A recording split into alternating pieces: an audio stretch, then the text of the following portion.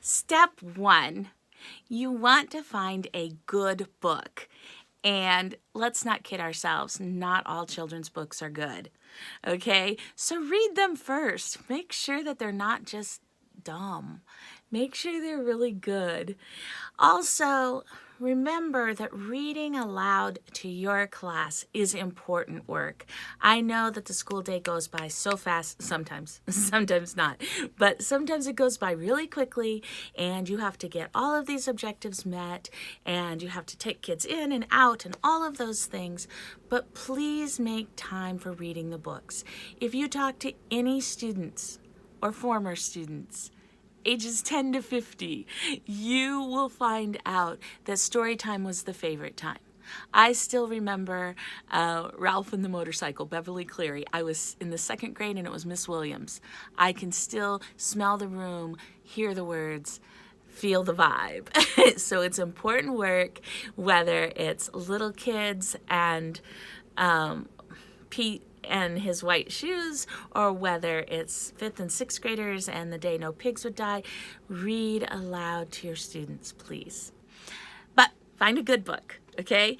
And it doesn't necessarily mean that the book that you liked as a child is really such a good book, because a lot of times, I'm sorry to say this, but the books are about white kids.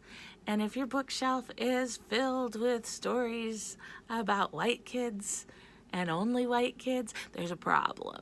Okay, so you want your bookshelf to be diverse as your class for sure, but hopefully even more diverse than that, right? Because we want to open up children's minds to cultural diversity. Okay, so check out your books first and make sure that they're not all just little white kids. There's some really good ones out here now that are fabulous. So look, I did try to clean out my bookshelf, and unfortunately for me, my books do not match any children, because all of my books were, pigeons and ducklings and dogs and cats and bears, and I don't teach animals. Most of my books were animal themed. So, also, next up, you want to make sure it's an appropriate length. All right, you're not going to be able to keep a group of children entertained and engaged in a story if it takes longer than 10 to 15 minutes to read it aloud. Even as a performer who was all sorts of exciting, they're not going to listen to me longer than 15 minutes. So pay attention to that. There's some fabulous books like Winnie the Pooh that are frankly just too long, too much text per page. You can do better. Also, you want to choose books that have great visuals. Sorry, I need to reach one. All of the Pete the Cat books are fabulous for visuals. They have some really good artwork, and everybody in the room can see. You don't want the little bitty tiny books like this. These are for reading to a child on your lap, right? This isn't appropriate for an entire classroom.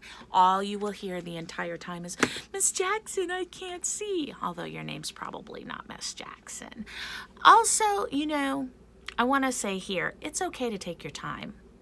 It's okay to do all of those tricks. You read the book, you read the text, and then you show the picture, and then you show it all the way around.